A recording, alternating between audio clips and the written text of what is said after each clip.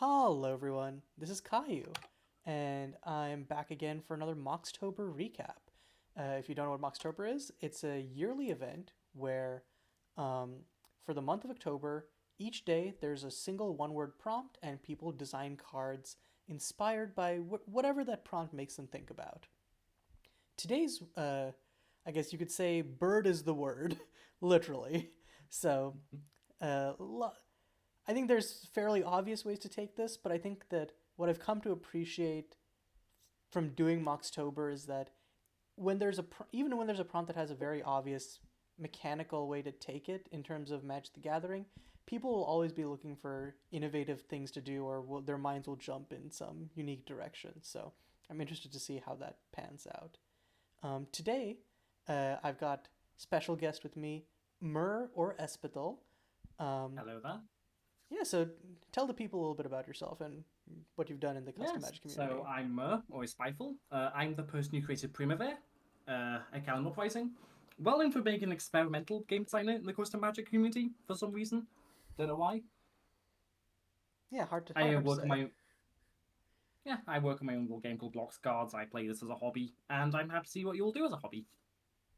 Yeah, and I think that I think that this is a specifically because uh, like you mentioned, you're sort of known for doing stuff that's maybe a little bit more out there. Whether that's true or not, I think that you definitely do come from a perspective that is a little bit different from most people, and I think that I'm hoping they'll lead us to talking about cards that I think maybe wouldn't otherwise have been picked up. But yeah, we'll see. Yeah, I hope that's the case. Yeah, so hit us with your first card. Yeah, so the first card I really want to talk about, I've picked six. The first card I want to talk about here is Aven of Perspectives. It was designed by Wadzel, Radzel, W. Radzel. Yep. That's a yeah, yeah. I really like this card. So it's 1 and 2 blue for a 1/1 bird wizard. It's got flying. It gets +1/+1 for each color among creatures you control, and it also has Embalm from the Amicap set, where you can pay 5 and a blue or 6 mana to exile from your graveyard to create a token copy of it that's a white bird zombie wizard. And so I think this card has a lot of interesting play to it. Firstly, I noticed there were a lot of just crows in the set, like a lot of just flocks and crows. This card plays in like a different angle because it's talking about Egyptians, and the Egyptians had quite a different. There were a lot of birds in Amonkhet. So I really do like that this also has like a different perspective in terms of birds. I think it also plays like really well for a few reasons. Firstly, it's just like a big beat stick. It encourages playing lots of colours. It's a little bit awkward encourages playing lots of colours when it's 2 blue. Probably wants to be 1 blue if it wants to be all like rainbow like that. But also because Embalm changes the colour, this card naturally gets stronger when you embalm it. 1 minute, please. Held in the burp there. My apologies. And so yeah, because it changes its color, because it gets bigger, and generally cards like this also they have a small problem where you can like design an entire deck from making this one beat stick, but then it just gets Doomblade or answered. And being able to embalm itself still lets this build round work, especially in a limited context. This card still works in this build round because you can embalm it as a form of self protection or getting more densities of the build round effect in play. And so that's how I think this card's actually quite interesting. Yeah, I like this a lot because I think that usually when you have these sort of uh, not just five color, because five color archetypes can work, but like cards where it cares about the colors of permanents you have, right? It can become Mhm. dicey really quickly if you don't have hybrids, and even if you have hybrids, it can be sort of like you really want like alternative ways to make permanents of a specific color, and this acknowledges that well. Um, and like you mentioned, yeah, like the embalm is a really cheeky way to support that and sort of like nod to a player who's like, okay, how am I? Am I just supposed to play five color aggro? That doesn't make sense. But then nods Mhm. to, okay, there are alternative ways potentially through these token mechanics. Um, I know you mentioned the double blue. I kind of like that again as like a way to force this to not just be like a type of deck where you splash a bunch of off color creatures or permanents, but you lean into the embalm mechanics of it. Or Yeah. of course, because the embalm is only one blue, you can just be like, okay, I'm playing this in a deck where I'm not really playing until late game, and then I'm just gonna like discard it away with some looters early on. But yeah, Yeah. Yeah, it's like Embalm and the other mechanic, Eternalize, they do change the color of the card, and that's always been a weird thing in like inland canon because it was very subtle. It was never capable in gameplay, and there's even an argument that it may be just a little bit too subtle here. I don't think that's the case, but a lot of the times those tokens changing colors didn't come up and wasn't important. Yeah, and like there is a risk, right, when you're making something that usually is just sort of taken as granted, suddenly important to players, that they will just gloss over it. Um, I do think that it's one of those cases where, especially with tokens, right, where I think that at a Hmm. kitchen table, like, cool, here is my, I'm just going to play this card face down and we know that it's this token. But if you don't have the literal physical token, it becomes a little bit more difficult to track qualities like color or whatever that aren't usually relevant to combat or what the card does. So yeah, Yeah. I think in a digital context is different, right? But even then, it's hard to conceptualize, right? You're looking at this card, you're reading it, but until it comes down, you're like, you aren't like, oh, oh yeah, it becomes like it becomes white, or with Eternalize, does it it becomes black when it returns from the grave? Eternalize becomes black, yeah. Okay, yeah. So Black 4. right. So yeah, it's hard to like conceptualize that sometimes until it gets played Hmm. and you're like, oh, duh. So The good news there is though the floor of the card is quite low because a 2/2 fly for 3 is not hard. Is that's pretty playable these days. Windrake is still a good card, and so Windrake with Eternalize, that is pretty good a deal. And in order to make a Windrake, you just have to play like one extra color, which if you're playing limited, you're doing that anyway. So I really do like how good like the floor of this card is, and that does help this card design quite a good amount. mhm. Yes. Yeah, and like because it's chipping in for decent early damage. Again, like I Hmm. evasive creatures that can bring themselves back from the grave is always, uh, I love them. yeah. They're always like obviously getting value from a grave is good, but when it's evasive, it means that your opponent has to either invest removal or have multiple. Usually have like multiple creatures that can block of like its evasion type, or if it's just menace, they just need a lot of creatures in general, or whatever. It just puts pressure on your opponent on multiple axes in a way that I like. Yeah, Yeah. Is that your final comment? Or are you to move on? yeah. Let's do it. Yeah. Let's move on to a card that I really like, but just think it's just a little bit too powerful.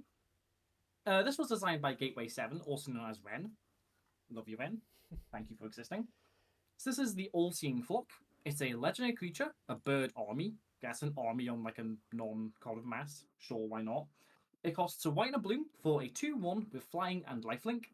Then, whenever you cast an instant or sorcery spell, you can surveil one, and then if there are 20 or more cards in your graveyard, draw a card. With the art just being a massive swarm of birds being summoned by this one person, and like in the background, just rising up all the waters and all the birds together. Very interesting, very evocative. Yeah, Sylvain Cirilla does like a lot of good. I think that the thing is that sometimes art that is like vast in Magic can sort of feel like there isn't a focus, right? And I think Sylvain Cirilla does a lot of good pieces where there's a sprawling like layout or background or whatever, but Yeah, you still get like a sense of, if not a specific like focus, like a sense of mood or a sense of like event that makes the art actually pop more than just, oh, this looks like a land where I can't make out what's going on, blah blah blah. yeah, I Which, definitely agree with which that. I was specifically thinking about this because you don't know this, but for the video background, I actually used the art on this card, and I was looking through Sylvain Cirilla's It's like very gallery. fitting art. I don't blame you. Yeah, and so I was looking through Sylvain Cirilla's gallery again. And I'm like, damn, they've got like lots of good art. So yeah, quick shout out there. Quick shout out there to Sylvana Cerebally. I'm not going to pronounce names I don't know. That was a bad idea. But yeah, the main thing that drew my eyes about this card is that that's having 20 or more cards in the graveyard as sort of like an allegory for having a massive amount of birds. I really appreciate that. And I also appreciate that it's a very difficult thing to do, especially in limited. It's almost impossible to do in limited to have that many cards in your graveyard, which makes this an interesting build around to construct it. And like more construct areas, like standard or possibly even modern, given like how pushed that stat line is. Yeah, this definitely feels like a very like constructed or cube built card in a sense, where it's like um, like the base case doesn't necessarily need to be like this strong, right? Like what do you call it? Not Ren and Six. God, Welkin turn. My brain just took the Welcome W turn, there. yeah. Yeah, like Welkin A turn. little bit less powerful than Advent 6. Yeah, just a tad, but Just a tap. yeah, like Welkin turn is. It wasn't so long ago that Welkin turn was like constructed playable or at least like a pretty decent aggressive card, and this just tacking lifelink onto that as a base case is pretty not bad. And then Like, link and trail.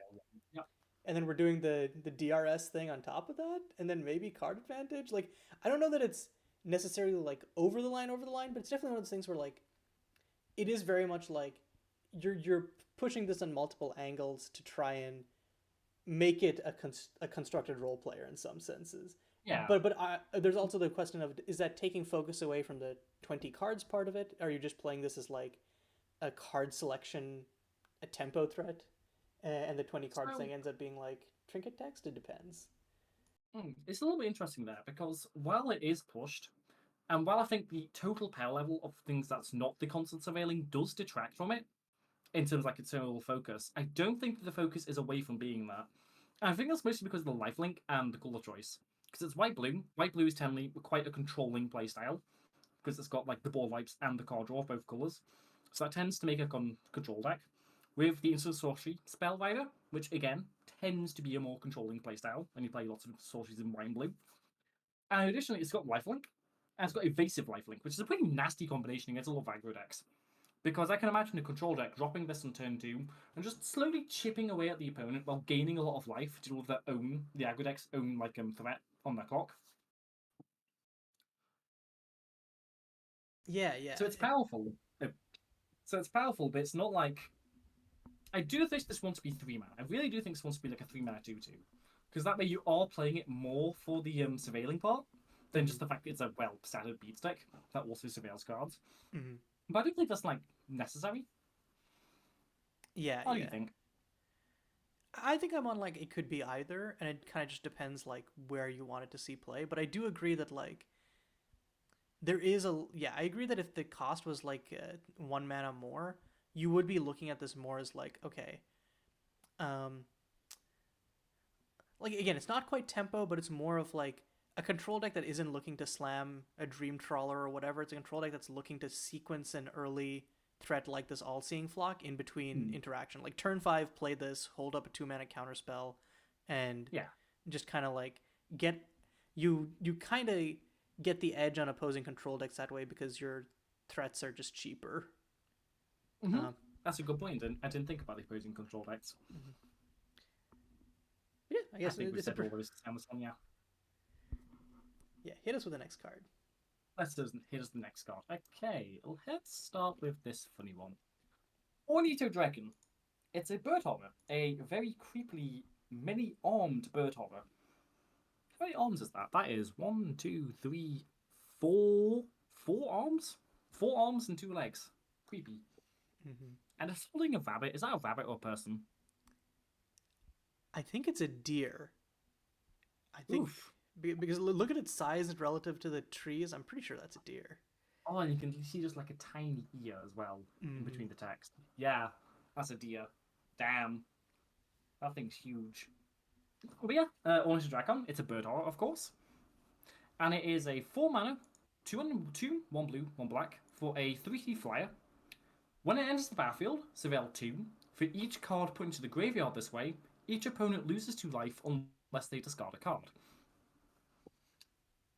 This is like this. This is interesting. It's like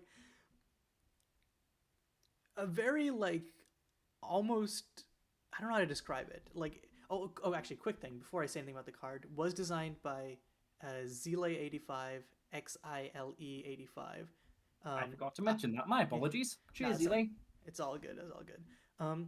But what I was gonna say is it feels like a almost like maybe not quite by the numbers ETB, but what it does ends up being like reasonably spiky, right? Because you get good card selection.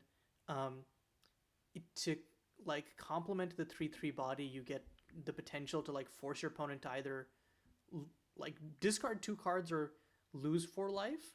um, if you're assuming that you're like, screw card selection, I'm just gonna put two cards into my graveyard. Mm. You can this can like whittle opponents down incredibly quickly, or just put them in a situation where they just don't have the cards to recover before the 3/3 beats their face.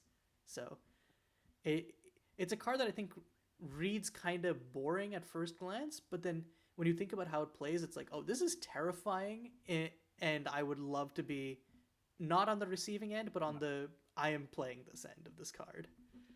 Yeah, I definitely agree this card is quite spiky. And one of the interesting things there is this card, like its ETB ability, has quite variable game states. Sometimes it's just terrible if they have a lot of life and a lot of cards. Sometimes it's just game breaking, because let's say they're at 4 life and you cast this, have fun.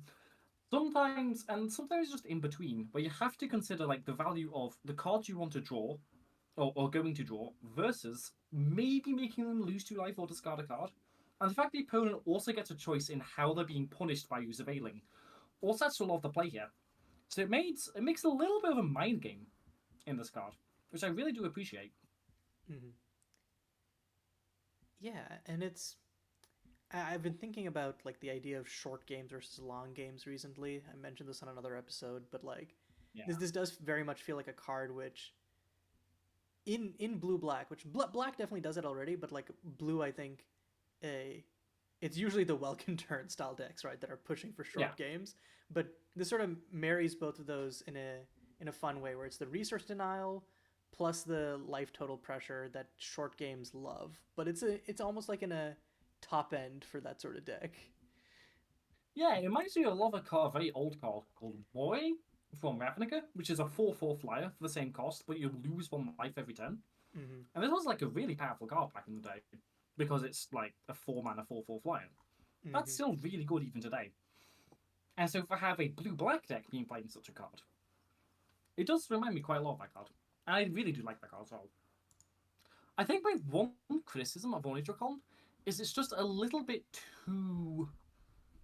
It's a little bit too likely you're just going to Surveil Doom every time, like bin the 2 cards every time, because it creates like a lot of value. You're at least like taking 4 life off the opponent, which is really good.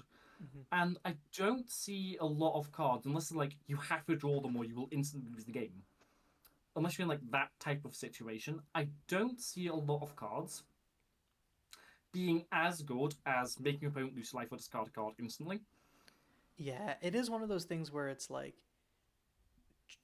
additional flexibility is automatically more powerful and good, but it is positioning something as a choice when it very rarely ends up being meaningfully a choice. Yeah. Mhm. And it's still a choice because it's still a choice on the opponent's end. That's still like a good thing. That's why I do like this card a lot. Mm-hmm. And you definitely your opponent gets if you keep a card on top, your opponent immediately gets a lot of like alarm bells ringing style information. So What if I wanted to discard a card? mhm. Yeah, Yeah, I think this that's card is real. definitely neater than I gave it credit for on first read. And okay, I'm not gonna Yeah. lie, uh, I'm definitely a person who very much does visual passes of cards. I will judge the book by its cover, thank you very much. And then I usually just don't like the full art frame. And so I was reading this and I was just like, yeah, okay, it's cool, full art frame. And then I'm kind of like glossed over it. But yeah, I'm glad that you pointed this out because thinking about it a little bit more, it plays Yeah. cool. The full art frame has like connotations of people who don't quite know what they're doing. From Yeah, my end, yeah, which no, is very no, much not the case here. Well done, Zoe. yeah, well done. It's used by a lot of weaker people. Yeah, usually because like I think there's a question of like people don't like doing crops and people want their like cake and eat it too in terms of And like people just want to use the cool and fancy frames because they want to be cool and fancy. yeah. And I think that like there's nothing wrong with that, but sometimes it ends up being like it's cool and fancy for you, but sometimes aesthetically Mhm. jarring for other people, Yeah. especially because what are the cool and fancy frames tend to signal on like a set wide level. But this, I've pulled us into a tangent. Yeah. Yeah. Um. Speaking of being cool and fancy, I think I'm going to talk about my next favorite card here. Yeah. Sure. Oh, it's actually not my favorite card. It's like the card that's so closest to being cool, For sure. which is Maddening Flock from James Dalton Bell. Thank you, James. So Maddening Flock, it's enchantment. 1 blue, 1 black. Whenever one or more cards are discarded, create a 1/1 black bird creature token with flying. It has an activate ability. 1 in a black, each player discards a card. With the flavor text, does the flock bring madness, or does the madness bring the flock? Good flavor text there. Hmm. And I'm assuming that this is. I actually don't know how this works. I'm assuming that this is meant to only make you one bird on activation, like in the sense of Yes. like it. Yeah, does it end up working like that in the rules, or did you make two birds?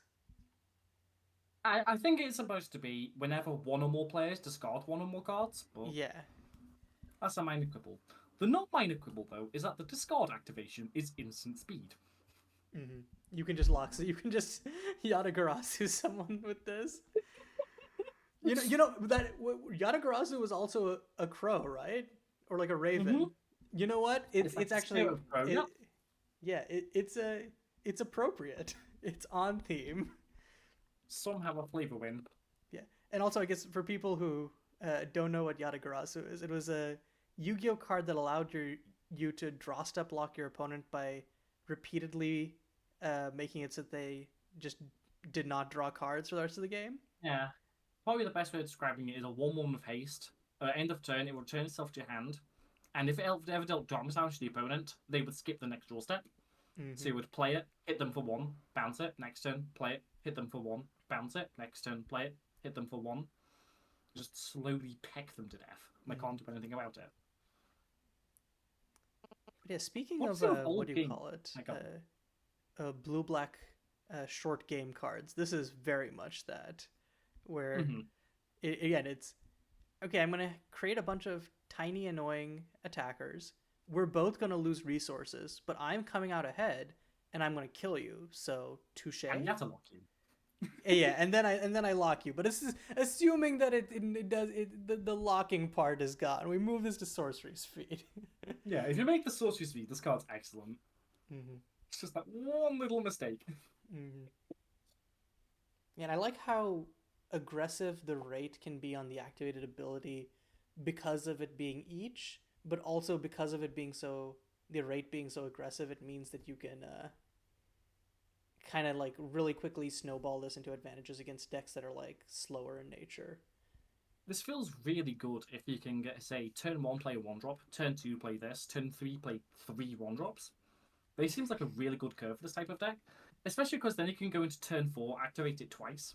Yeah, That seems like an incredible curve. yeah, that's terrifying. And it's very scary. Yeah, you don't even want what's it called?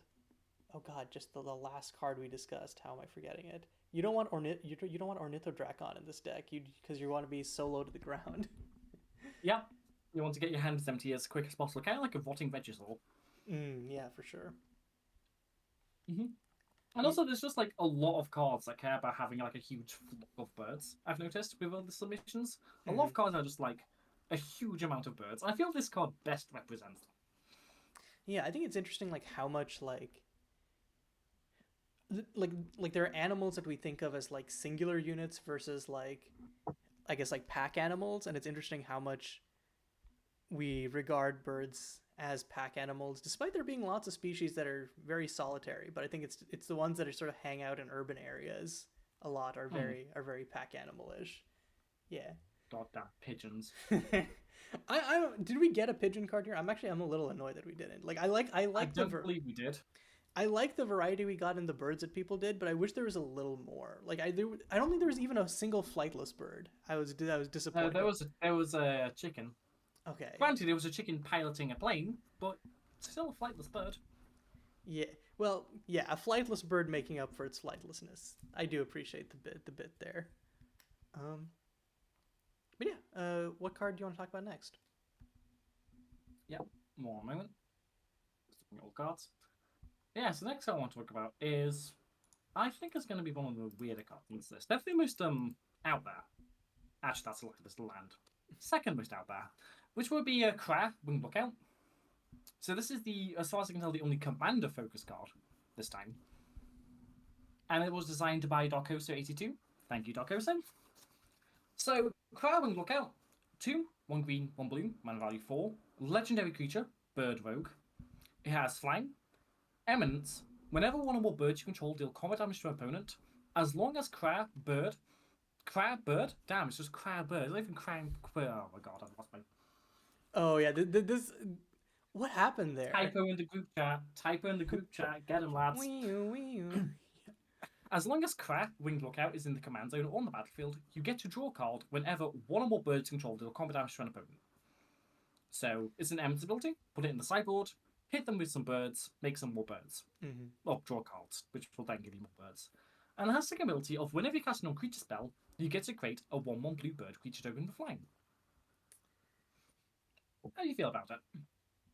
I don't like it. I'm sorry, Darkoso. Oof. I think there is like a.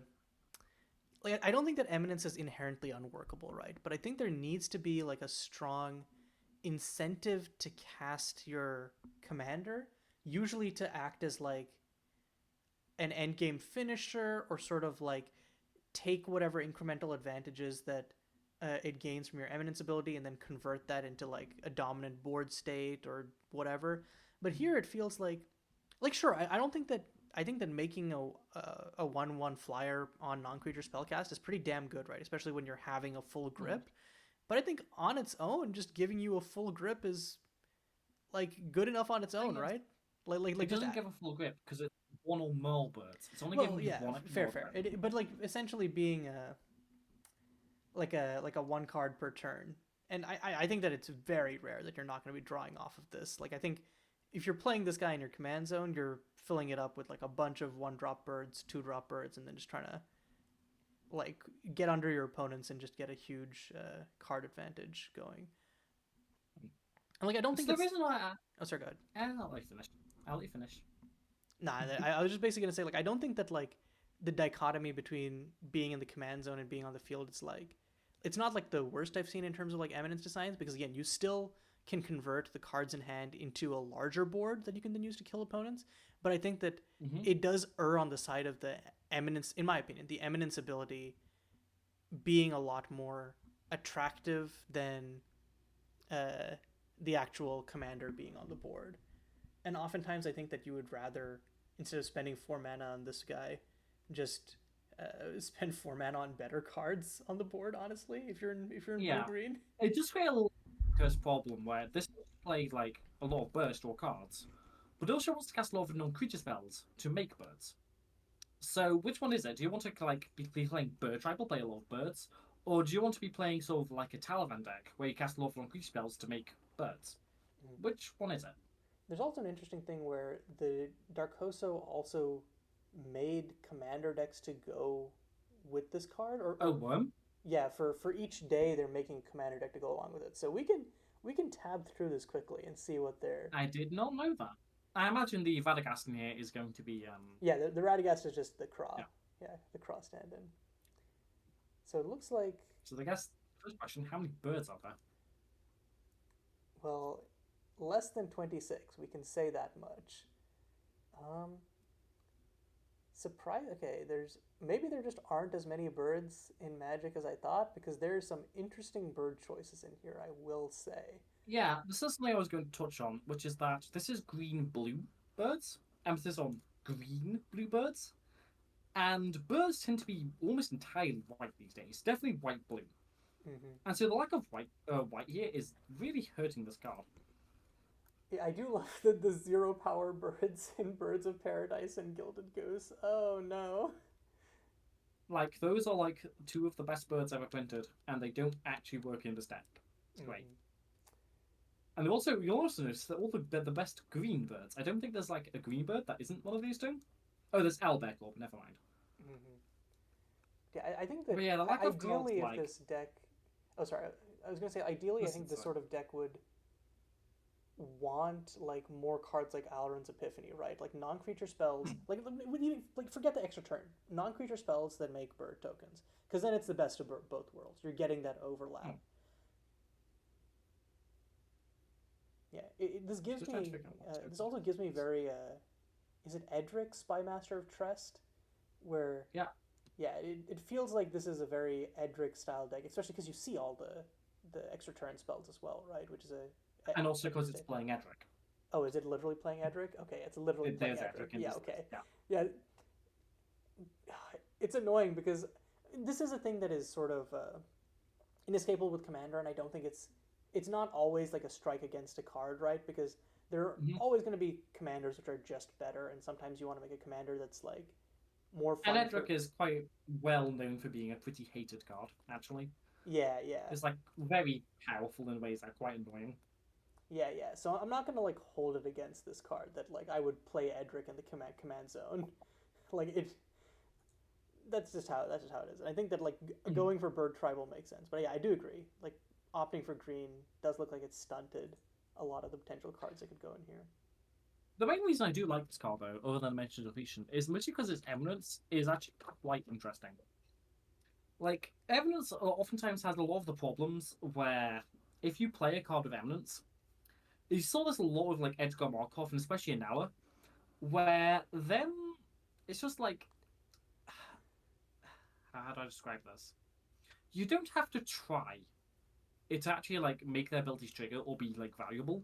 This is especially true for like Inala, where Inala can create one card of the combos with Time, Wonderwine, one card called Wonderwine, one that takes an extra turn.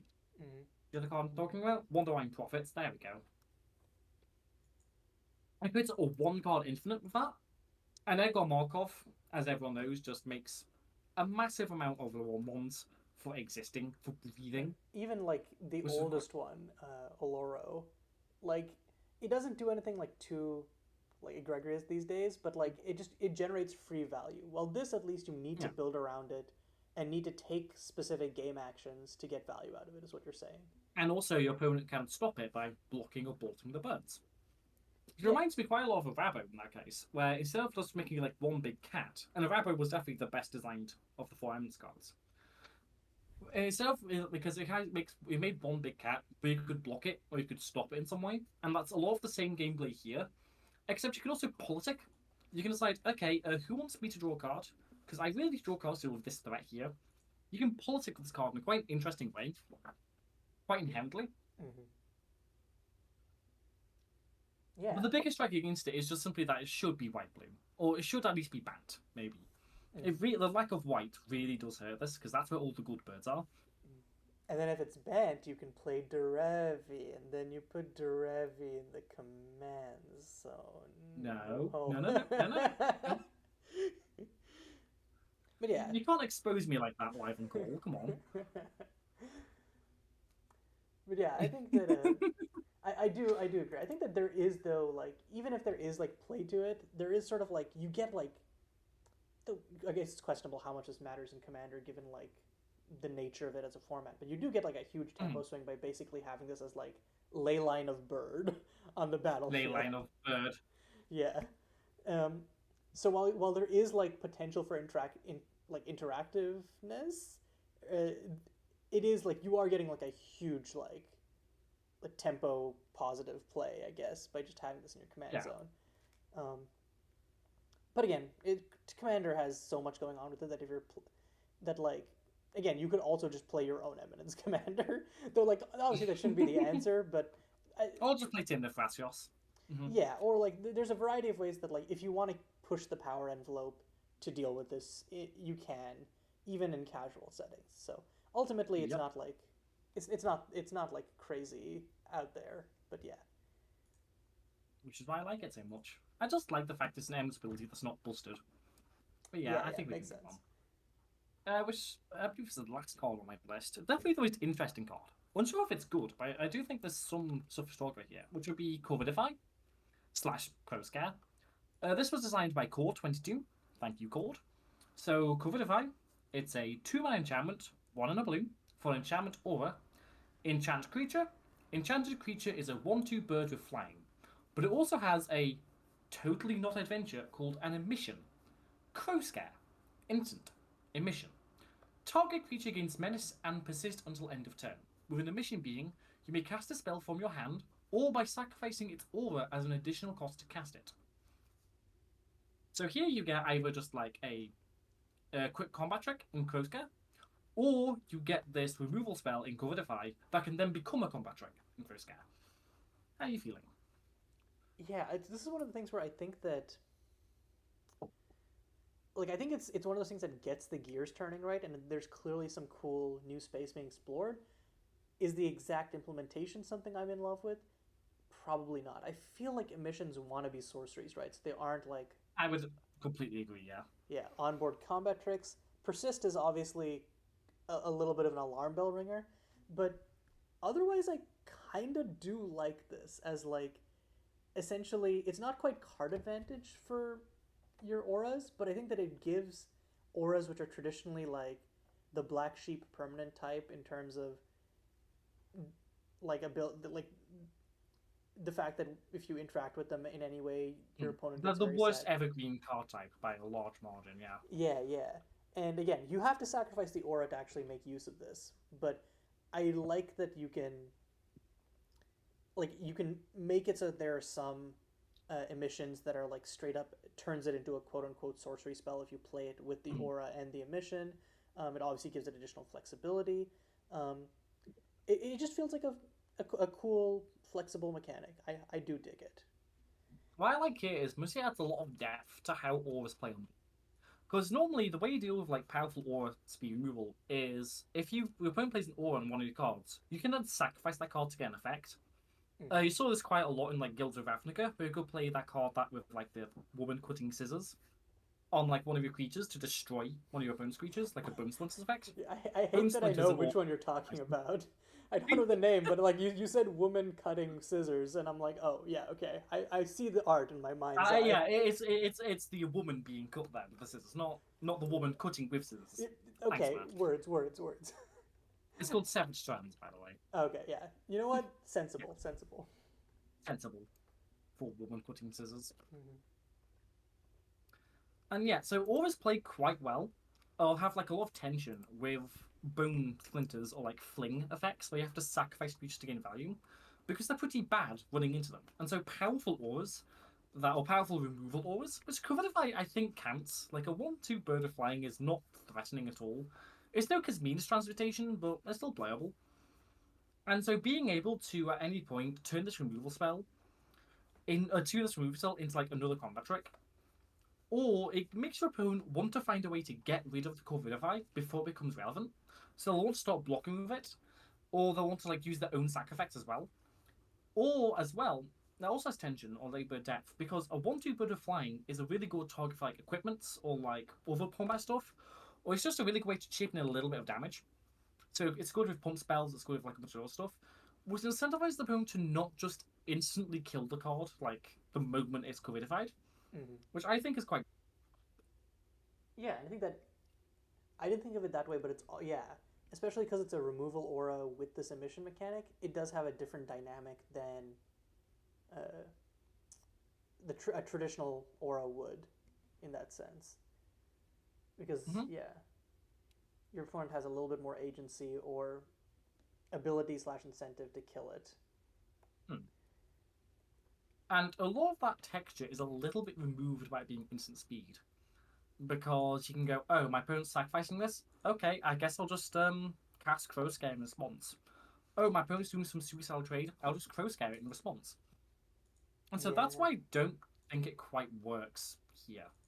Oh, that's why I don't think it should be instant.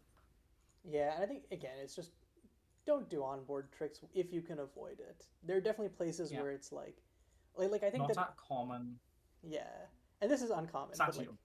but yeah, Oh, just in general, if you can avoid it, and I think that this is a place that where it can eminently be avoided, just do. I just read this card as flavor text. It's just a bird. How scary could it? Gerson, 1641, 1665, last words. Bro died from birds. So how old was Gerson here? Gerson is 24 years old. Wow, that's spooky. He died to a little bird. That's how old I am. I Actual coward. Same. Yeah, that was all the cards I want to talk about. A lot of interesting cards here. Turning into birds, bird horrors, flocks of birds, yeah, and Egypt. and Egypt. And Egypt. I have like a few cards, but I think they're mostly going to be like a little bit more boring, but sort of building on stuff we've talked about. Hmm. Um, so the first one is For the Birds, which is designed by Red Bay, um, where it's just a simple common removal spell, instant. A target creature gets -2, -2 until end of turn. When that creature dies this turn, each player creates a 1/1 black bird creature token with flying, and this creature can't block. Hmm. And I am really enamored by this again because we're talking about this whole concept of like short games, and I think that this is a removal spell that is ostensibly like it's not really a 2-for-1, right? Because you're killing that thing, but both players are getting something out of it. But you can and like you can't just trade them off because they have this creature can't block, but it disproportionately benefits you if you are like if you're the aggressor, and so I like that dynamic of um, being a removal spell that you're explicitly encouraged to sort of pick up a little more heavily in aggressive decks rather than slower decks.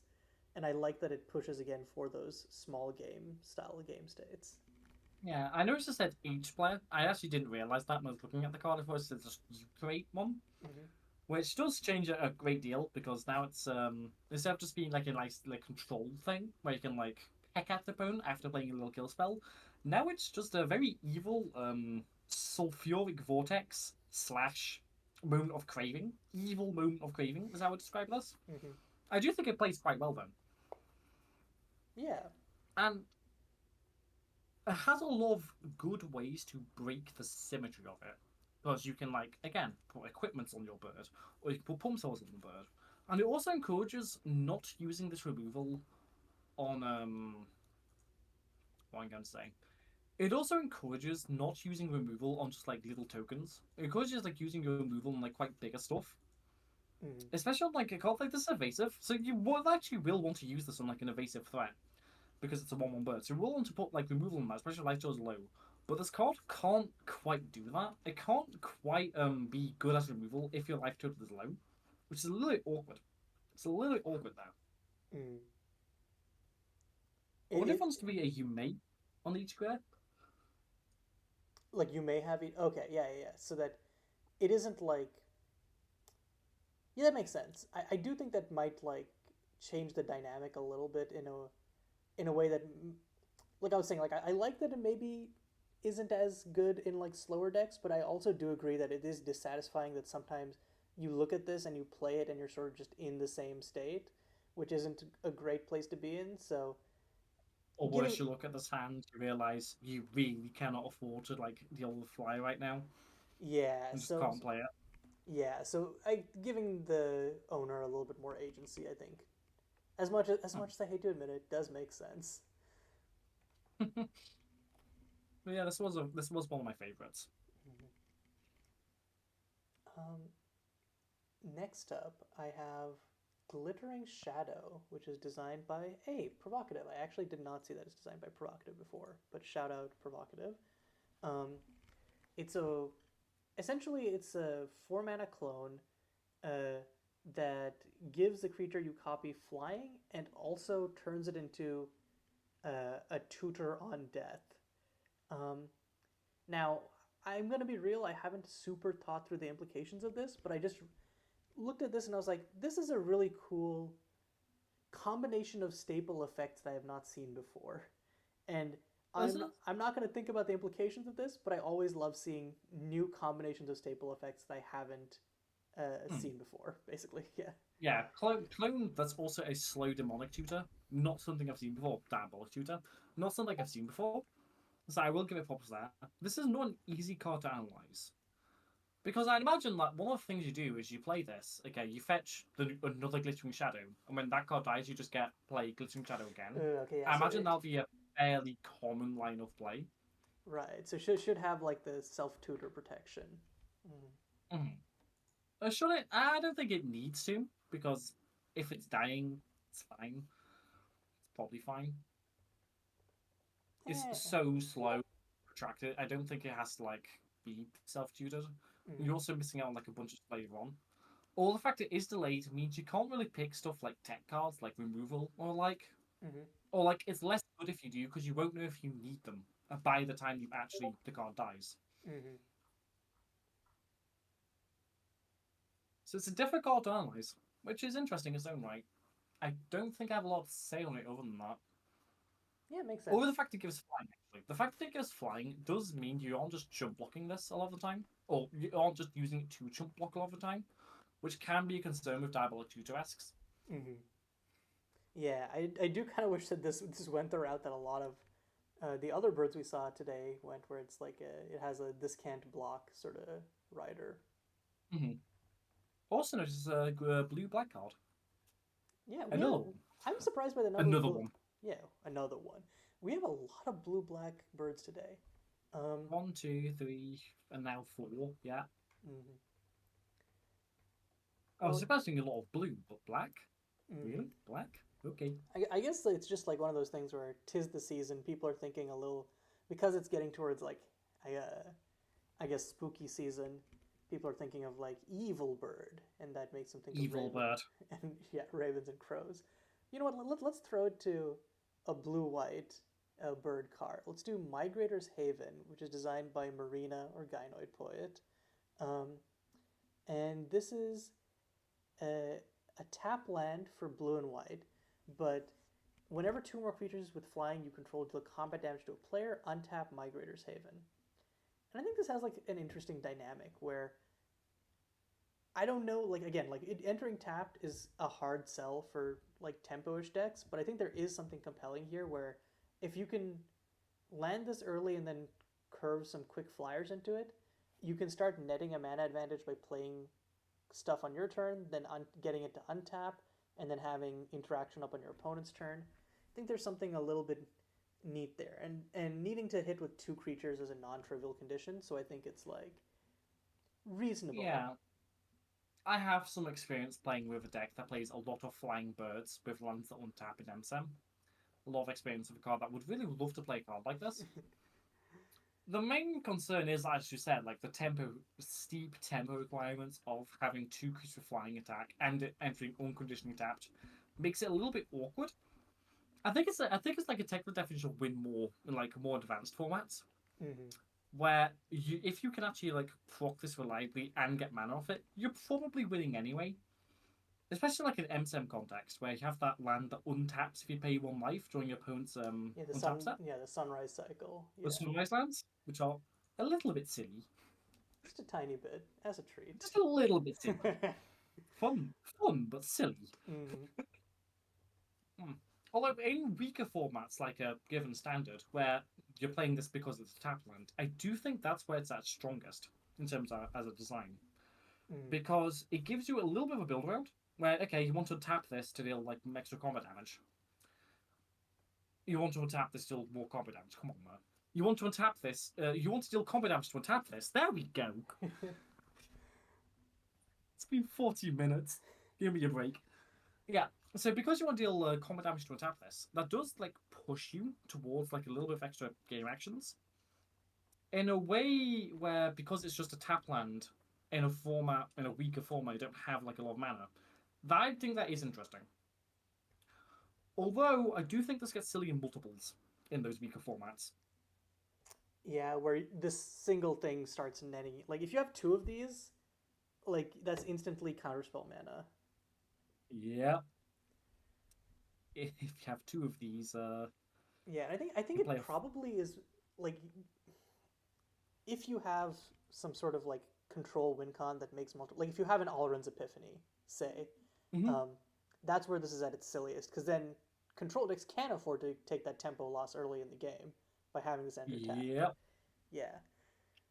As well as just like I don't think you even have to like abuse it with like menacing something. I think it's just generically good to have lands that untap Mm-hmm. in like significant amounts. Yeah, I mean like 5 mana Teferi, uh, definitely got a lot of value by being able to like. Okay, that was a card that was fucked up on multiple levels, and me comparing this to that is a little maybe not A disingenuous, but bit hot. yeah, a little bit stupid. But it is that same concept of immediately getting to like refund your mana or use your mana flexibly to have interaction up. Yeah, just made me Yeah. think of that. I also just really appreciate that Gynoid hasn't printed a flock of birds. This is actually is something quite different. It is a land. I wasn't expecting a land going into this, and so I do appreciate that just on its own, just for being quirky. Hmm. Well, it does have a lot of birds in the art, so Well, it's birds. The prompt is birds. the prompt is birds. Um, and it was between this and the Sylvain Cirilla art for what I was going to do for the background, and there really Yeah. wasn't any particular reason I chose the Sylvain Cirilla art. Honestly, it just kind of ended up being that I just went with that on a whim. But they're both really good, like scene setting arts. Hmm. Yeah, I think I have one more card, and then I'm ready to wrap this up. Um, and this is Murder Most Foul, designed by Dragon of the West, otherwise known as Ben W. Um, And win. yeah, I was just like, we've had a lot of black blue cards. I had a blue white card. Let's just get a nice, clean mono blue card. Um, and this is a sorcery that makes two blue bird creature tokens. But if a creature died this turn, you make three of those. And it has flashback 3 in blue, sacrifice a creature. So very Battle Screech um, in terms of like flashback bird creation spell. Um, I do think that this sort of on its own making 4/2/2 flyers is kind of a crazy board. I kind of wish that this made 1/1 flyers instead. It is a crazy board that requires 10 mana. Well, yeah, obviously, like and over 2 turns. Like I don't think that this is like going to be backbreaking constructor or whatever, but I think in limited it can be like pretty goddamn Yeah. annoying to go against. Like I could see this wanting maybe to be 1/1 birds or maybe being costed a little differently or whatever. But I love the concept of it. It feels like a very like uh, maybe not just Innistrad, but just a very like cool riff in general on Battle Screech. Um, Yeah. I recall not liking this card actually. And it's because of oh, the tension between the morbid and the flashback. So if this card has morbid, if it's morbid, you get an extra token, which for in limited 5 mana make 3 birds is pretty good. 6 total power on the board, less evasive, and so there's some tension there of like, does this player have morbid? Does this player not have morbid? Just do I want stuff to die? And I think a lot of that tension is really removed when the card has flashback to sacrifice a creature, because you can sacrifice a creature and you're like, oop, morbid, make 3 birds, in a way that I feel detracts from the card rather than complements it. interesting. I was in a boat where I liked that it was able to sort of like cash in one of your creatures for a bird and then get like essentially like get like you're transmuting a creature into a bird and then getting the base effect. Um, and I don't know. I sort of liked the cheeky ability to turn it on from the grave while needing some extra hoop to naturally get it on the front half. But I could also see I get the reasoning. I think it just if like I'm not like married to this because I cannot articulate why I like it. It just sort of tickles that part of my brain that goes, oh, neat. I So know how that works. yeah. So It's also just like making two like flyers, two like 4 power with evasion on the board for 5 mana. It's not bad. It's certainly playable, and it's also a lot more playable if you get like the morbid mode out. mm, So like the flashback mode is just kind of like superfluous extra. Like if this yeah, just didn't have the flashback mode at all, I would like that way more personally. honestly, that's pretty fair. Like again, 3/2/2 flyers with like 2/2/2 flyers for 5 as a sorcery is pretty okay and limited. It's not backbreaking, but like It's a you'll take little it. bit weak because like Talon's invocation exists, but still Yeah. serviceable. But then if you have ways to turn on the morbid, or you just make aggressive trades to turn on the morbid, all of a sudden you're really cooking. And yeah, I agree. I don't know that this needed the flashback, but I guess it was there for the Battle Screech reference. Mm, I Um, do agree. but yeah, with that, that's all of my cards. Did any more cards come up for you while I was going through mine, or I will do a quick check. I want to give a shout out for Godwho's card, Sunfall Familiar. That card, I can't really like talk about the card because nothing much to talk about. But that is just an excellent, well-designed, simple card. Okay, so sorry. 1 green, snow creature bird for a 2/3 with flying, vigilance, death touch. When Sunfall Familiar enters the battlefield, if snow mana was spent to cast it, you draw a card and you lose 1 life. Yeah, it feels like a kind of perfect signpost in a Mm-hmm. sense.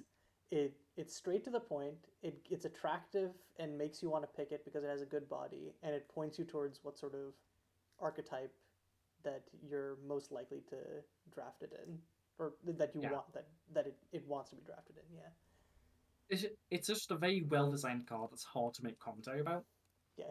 Just owing to the I fact mean, that the it's commentary very is like, well-designed. wow, I would pick this in limited, which I like would pick this in Constructed. yeah, honestly, and if you have enough snow support, this is pretty not bad for like a mid range deck in standard Mhm. esque formats. Um, And the other card I want to shout out would be Harvestide Phoenix, as I think the only mono red card. Oh no, there was another mono red card. oh yeah, The only fun mono red card. and I was actually going to talk about Harvest Tide Phoenix because I don't know, like I think it's hard to come up, or maybe not hard, but I think that like it's harder than people think it is to come up with uh, Phoenix conditions that are actually cool, and I like this one. I think that Hmm. is the basic land versus land a super crazy meaningful distinction? Maybe not. You would need this to be in a format where it's like crazy amounts of non-lands running around. A Or card like Balfour Zendikar Standard, for instance. Because a lot of most limit and a lot of standards, this is really just whenever you play a land, get this back in your hand. yeah, yeah. So, but if there is a Well, reason that there's like a reason to have like a large split between basics and non-basics, I think this is cool and sort of maybe there's an incentive to push yourself towards more of a two color or single color deck which has more basics just to have this. So I thought that was yeah. neat. The main reason I'm nerding out about it though is because it's got art by Robin Dran. It's art in Primavera. Primavera being a notoriously difficult set to get artwork for, owing to its like unique low poly artwork. And here it is right there. With an effect that actually kind of works in Primavera. So I know this was completed by complete accident, but well done, Iron Cretin. You made me and exactly me happy. I actually didn't realize this was the low poly art until I like looked at the ground in the foreground and then it's like, oh yeah, there I see it. Um, Right there. but yeah, that is neat. Good shout out. Um, yeah, with that, I think that's all for today. So thanks everyone for watching. Um, Once again, in the description, I have a link to the image with all 31 of the Moxtober prompts if you want to make your own cards. And then if you want to submit cards to the shared file that we use to like look through for this video, um, there'll be a link to the Custom Magic and Beacon of Creation Discord servers. You can use LackeyBot to submit your cards by using the $Moxtober command. And you can find out more information in the Moxtober channels in each of those servers. I'll also be linking the full MSC set file for the cards we talked about today and some that we didn't get to because, again, people submit a lot of cards, so we can't get to all of them. But It's over an hour long. Yep. yeah. The, so, yeah, just look through and check out those cards because they're pretty awesome. And finally, thank you to Mur for hopping on the show. This is a lot of fun. Um, Thank you for having me. yeah. And if you out there listening want to potentially co host, just message me on Discord. It's KAYIU102. Um, but other than that, thanks everyone for watching. And until next time, this is Caillou signing off.